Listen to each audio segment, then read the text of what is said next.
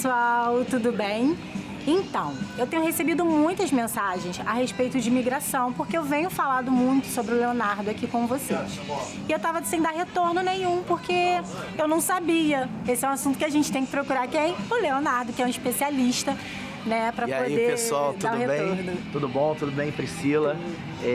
Vai ser um prazer aqui, tá? Estar aqui com vocês, batendo um papo, como a gente sempre se propõe, de forma solta, leve, de fácil acesso. Então a nossa ideia aqui é bater um papinho com você, conversar acerca dessas questões migratórias que eu tenho certeza que tem muita dúvida aí pintando, tem, né? Sim. Então, uma pergunta que, assim, que eu ouço muito é, Priscila, você está fazendo um processo migratório aí, o advogado é brasileiro, não precisa ser um advogado americano, tá certo isso? Tem como? E aí, Léo? Vamos lá. Essa pergunta é muito legal, muito cabível, porque realmente nas últimas semanas aqui o mercado, em virtude de alguns acontecimentos, tem pintado muito essa pergunta. Ah, mas aí o meu advogado é brasileiro, é americano, é licenciado nos Estados Unidos, não é? Pessoal, vamos lá. A gente trabalha com o direito internacional já há bastante tempo, tá? A Leon Group, ela é um escritório baseado no Brasil que trabalha com essa parte de assessoria internacional há muito tempo. Então a gente já viu essas discussões acontecerem, esses debates acontecerem em Portugal, no Canadá, na Itália. É super normal, tá? A reserva de mercado, ela existe. Os profissionais do mercado doméstico, eles se movimentam para impedir que advogados licenciados em outras jurisdições, em outros países, atuem na área deles. Isso é super normal. Mas cabe aqui a gente esclarecer como funciona essa relação no processo de imigração. A exemplo de qualquer transação internacional que envolve direito internacional, o processo migratório é uma dessas possibilidades de direito internacional, né? Então, toda transação que envolve dois países diferentes, o cenário ideal é que você trabalhe com advogados do seu país de origem e do seu país de destino, tá? O advogado brasileiro, realmente, ele não pode praticar a lei aqui nos Estados Unidos, porém, a via inversa também é verdade. Então a gente tem visto, ele é um advogado licenciado nos Estados Unidos, só ele pode fazer o meu processo. Eu trago aqui até uma reflexão, que é uma pergunta que poucas pessoas sabem. Existem processos de imigração para os Estados Unidos que um advogado americano não pode atuar, tá? Um advogado licenciado só nos Estados Unidos. Existem processos que eles são feitos via consular, por exemplo. Um processo onde você vai fazer a entrevista lá no consulado. Um processo, vamos dar uns exemplos, visto de turismo, visto de atleta, vistos de artistas que vêm fazer um trabalho aqui. Legal. E ele é todo coordenado no Brasil, no país de origem da pessoa. Então, precisa sim ser coordenado por um escritório brasileiro. Hoje existe, para vocês terem uma ideia, a exemplo do que acontece aqui, por isso que eu falei que acontece em todos os países, a exemplo do que acontece aqui, existe um movimento legítimo, tá, de advogados brasileiros que estão movimentando junto à OAB uma petição para que escritórios americanos estejam impedidos de captar clientes, praticar a lei no Brasil. E é um movimento legítimo. A exemplo do que acontece aqui. Então, a forma mais segura de se fazer isso é como a gente faz na Leon Group.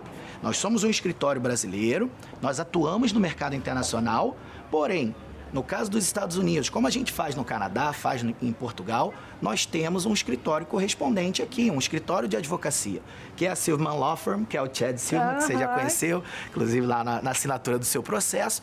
Ele cuida de todos os aspectos legais dos nossos clientes aqui em solo americano. Entendi. Então, o ideal é isso, pessoal. Na hora de escolher uma empresa, uma consultoria para fazer o seu processo de vinda aqui para os Estados Unidos, como é o caso dos seus seguidores ou para outro país também, tente se cercar da seguinte formação: advogados brasileiros para te darem um apoio nos aspectos legais do seu processo em solo brasileiro, assim como um advogado devidamente licenciado no país onde você quer ir. No caso, aqui nos Estados Unidos, um advogado devidamente licenciado para praticar a lei aqui nos Estados Unidos, tá? Então não tem motivo, ele não é um advogado licenciado nos Estados Unidos. Então, isso é um mito. É um mito, é um mito. É um mito, Você precisa sim de um advogado para cuidar dos seus aspectos aqui nos Estados Unidos, assim como precisa de um brasileiro.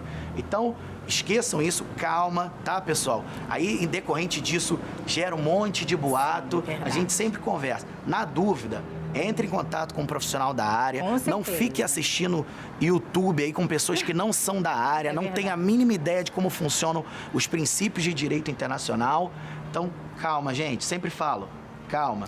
Vai por devagar. isso que a gente achou muito importante ter esse bate-papo para eu não poder passar nenhuma informação que não fosse correta, né, Léo? Porque são informações de muitas responsabilidades. E esse, então, é um compromisso que a gente assume aqui com a Priscila. A gente sempre conversou disso. Qualquer dúvida, qualquer boato que você sentir que teus seguidores estão em dúvida, chama a gente que a gente está aqui para esclarecer. Por favor, é isso mesmo. Léo, achei importante também a gente dar uma continuidade nesse assunto em relação ao tanto quanto estudante, quanto esse, né, de residente, de green card. Trabalho, ele é expansivo também para a família? Sim. Todos os processos, você tem condição, sim, de trazer a sua família como acompanhantes, tá? Alguns, e aí isso o ideal é que seja feita uma consulta mais específica.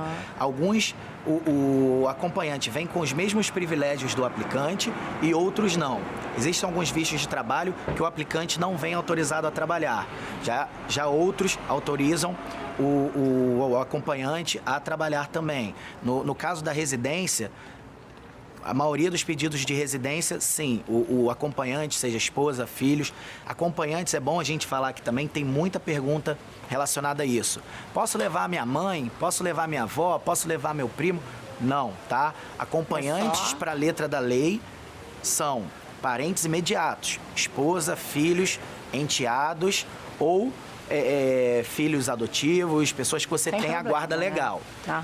Então, essas pessoas vão sim poder usufruir dos benefícios do seu visto. Alguns com algumas restrições, como eu falei, mas em todos os casos eles sim vão poder vir com você. Léo, outra coisa, que eu acho que isso aí vai entrar no mérito enorme, porque quem não quer ser residente aqui, quem não quer ter essa oportunidade, às vezes as pessoas nem sabem que tem. Então, assim, a dúvida, eu tenho uma formação, né, muito boa, eu sou bacharelado, ou muitas das vezes eu tenho muito mais experiência na área do que eu estudo. Sim. É fundamental que tenha esse equilíbrio entre os dois ou não?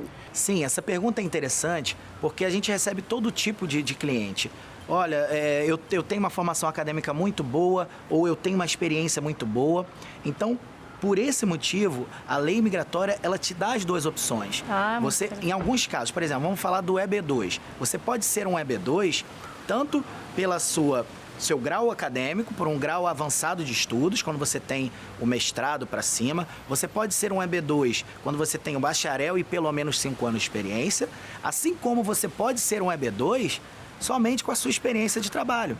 Se você comprovar que você tem uma atuação dentro da sua profissão destacada, acima da média, que a gente chama aqui de exceptional ability, de habilidade excepcional, a gente consegue enquadrar você como um EB2 e fazer o argumento para que você consiga a sua residência. Então, lógico, um cenário perfeito é aquela pessoa que tem doutorado e 30 anos de experiência, mas a gente sabe que isso é um caso raro.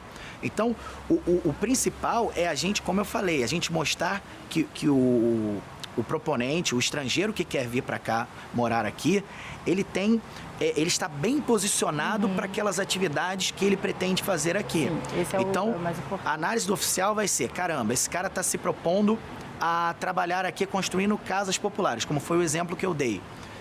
Qual a propriedade que ele tem para fazer isso aqui dentro? Ele é um engenheiro? Não, ele não é um engenheiro, mas ele tem 30 anos fazendo isso no Brasil, como um mestre de obras. Ele vai ter também a chance de conseguir a residência dele aqui. Muito importante. Tá, pessoal? Então não fiquem muito ligados somente à formação profissional. Eu não tenho estudo.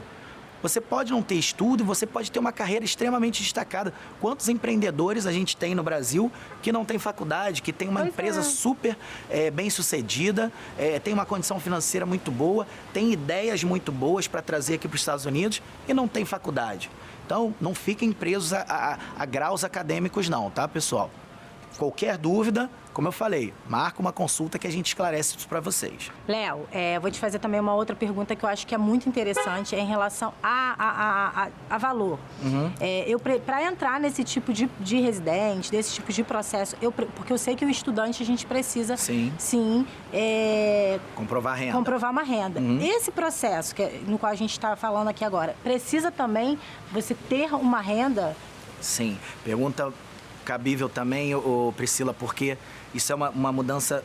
Já havia algum tipo de exigência, mas a partir de agora, a partir do último dia 24, entrou em vigor a lei que aqui é conhecida como Public Charge, que é uma determinação da administração Trump, que hoje qualquer pessoa que se propõe a vir para os Estados Unidos, morar aqui ou de forma temporária ou até permanente, principalmente permanente, ela precisa demonstrar que não vai ser um encargo para a máquina pública americana. Entendi. Então, você, num visto de estudante, você precisa demonstrar que vai ter condições financeiras de se sustentar aqui sem trabalhar, para custear a vida tanto sua quanto da sua família, o seu programa de estudo, custos de alimentação, moradia.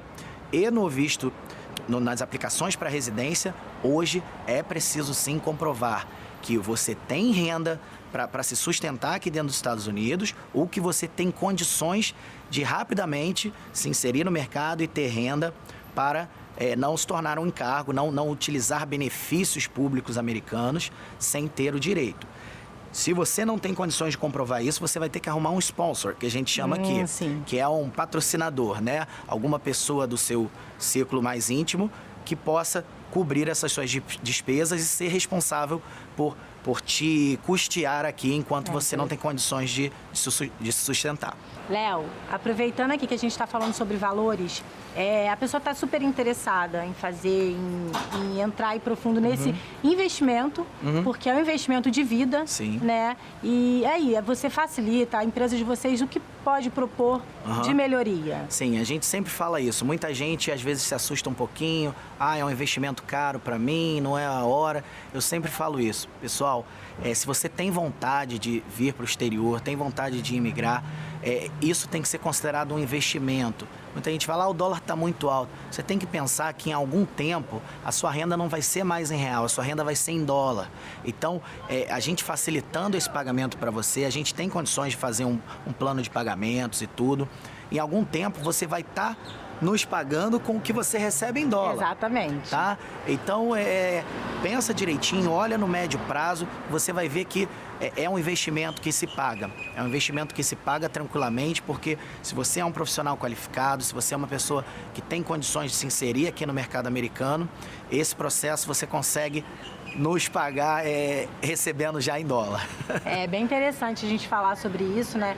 Porque acho que essa facilidade que vocês dão é muito importante, porque a pessoa está investindo, mas ao mesmo tempo ela tem ainda condições de aguardar um pouco, a gente também conseguir já ganhar em dólar. Sim, não só gastar em dólar, mas ganhar em dólar. A gente entende que esse momento de transição é um momento muito complicado, você tem que ter uma reserva de valor para começar a sua vida aqui nos Estados Unidos, então a gente consegue trabalhar com os nossos clientes, sim, um plano de pagamento que fique bom para as duas partes. E assim, eu acho que as pessoas podem perguntar também, Léo, beleza, me interessei, quero conversar com eles, como é que eu faço?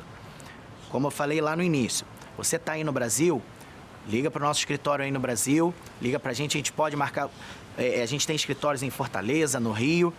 Você está no Rio Grande do Sul, não tem problema, a gente vai marcar uma reunião por Skype com você, uma reunião online, e a gente vai esclarecer todas as suas dúvidas. Se você está aqui nos Estados Unidos, pode ir no nosso escritório em Orlando, em Boca Raton, ou marcar um Skype para encontrar o Dr. Chad Silverman para fazer a reunião com você. Tá? Então, a primeira consulta é paga? Sim, nós cobramos a primeira consulta, porém, caso você siga no processo com a gente, em tudo, a gente abate esse valor do seu processo. Então, a intenção disso é que né, as pessoas não... Tem muita gente que vem como muito curioso, querendo pegar informação gratuita, e isso é uma diferença também entre o Brasil e os Estados Unidos. Aqui, a hora do profissional, ela é muito valorizada. Sim, com certeza. Muitas pessoas têm um problema com isso, fruto da cultura brasileira. Mas eu vou fazer um serviço desse valor com ele ainda vai me cobrar uma consulta? Sim, a hora do profissional, ela tem que ser valorizada. Essa informação que está sendo passada para você não foi obtida de ontem para hoje, foi a custo de muito preparo, muito estudo. Então, nada mais justo do que seja cobrado. Gente, acho muito importante falar para vocês que eles estão agora com o escritório aqui em Orlando. Então, assim, você tá de férias, com certeza você tira um diazinho aí para descansar, para poder ficar mais tranquilo. Fica muito bem localizado. Então, assim, combinem com eles. Eles têm, assim, acessibilidade em relação a fazer online, ou vocês tirarem um tempinho sequer para tirar e esclarecer a dúvida de vocês. Porque muitas das vezes a gente pode achar que é um sonho impossível. Muita gente recebe muito isso. Priscila, eu fico olhando, ele é tudo tão lindo, eu acho um sonho impossível para mim. Não, gente, não é impossível. Conversem com ele que às vezes você se enquadra, né, em uma dessas habilidades e em outros nichos, porque são quantos vistos, Léo? Hoje a gente tem 187 tipos de visto, pessoal. Então, a gente sempre fala, a ordem não é você tentar se enquadrar num visto, é a gente usar o visto para enquadrar em algum perfil seu. Exato. Então, você não vai moldar o seu perfil para se enquadrar num visto. O trabalho do profissional é pegar a legislação e ver se existe algum visto adequado ao seu perfil. E como a Priscila falou, não é um sonho impossível, tá? A legislação imigratória está aí para isso. Aquela lenda de que os Estados Unidos não quer imigrante. Os Estados Unidos é um país formado por imigrantes. A legislação imigratória existe para isso, para regular. Exato. Se você fizer da forma correta, você vai ter sucesso. O que eles não querem é a pessoa que vem para cá passar por cima da lei e fazer o processo migratório de forma incorreta. Exato, exato. E não só você que vem a turismo. Eu acho que quem está aqui, porque a gente também tem bastante público que já está aqui, e muitas das vezes querem uma indicação de confiança, querem saber como eu vou proceder, eu vim para ficar como turismo, mas resolvi morar, o que eu faço? Gente, procura o Léo, procura o escritório deles, é um escritório com muita seriedade, eles passam a informação assim muito claramente, sem aqueles mitos, porque eu mesmo, particularmente, o Léo lembra no começo, eu achava assim que é um assunto muito fechado e eu acho que eu trouxe o Léo pra gente quebrar isso aí de vez e mostrar que sim, a gente tem mais de 100 tipos de vistos e que você pode se enquadrar de forma bem leve que todo mundo possa entender. Sim, Priscila, esse é um dos nossos compromissos, tratar desse assunto de forma bem leve, de forma bem acessível, a pessoa sentar com a gente, tomar um café, bater um papo, acabar aquela coisa de, imigração é um bicho de 7 cabeças, vão me deportar, vão não sei o quê. Não, gente, vamos bater. Isso é eu brinco que é um mal necessário de toda pessoa que está imigrando. Ela precisa saber da lei migratória, ela precisa se situar, quais são as estratégias melhores para o caso dela, e vai lá no escritório. O Chad vai estar lá esperando por vocês aqui nos Estados Unidos. A gente tem advogados esperando vocês também lá no Brasil. Vamos bater um papo tranquilo, tomar um café e definir uma estratégia para vocês. Pessoal, espero que vocês tenham gostado. Espero que tenhamos tirado pelo menos algumas dúvidas aí de vocês. Também espero que seja a primeira de muitas. E você quer falar mais alguma coisa aí, Léo? É isso, pessoal. A gente espera estar aqui outras vezes, né, Priscila, esclarecendo. A gente também pode ser uma possibilidade de a gente fazer um perguntas e respostas, uma live, quem sabe. É verdade. Então, com a presença do Chad ou pro pessoal do Brasil, vamos ver como é que a gente vai organizar isso. Mas vocês já viram aí. Tem aí os nossos contatos. Faça contato com a gente, marque uma consulta, que a gente vai ter o maior prazer de recebê-los. Vocês vão gostar, hein? Tranquilo, pessoal. Aquele abraço, fiquem com Deus aí, a gente se vê.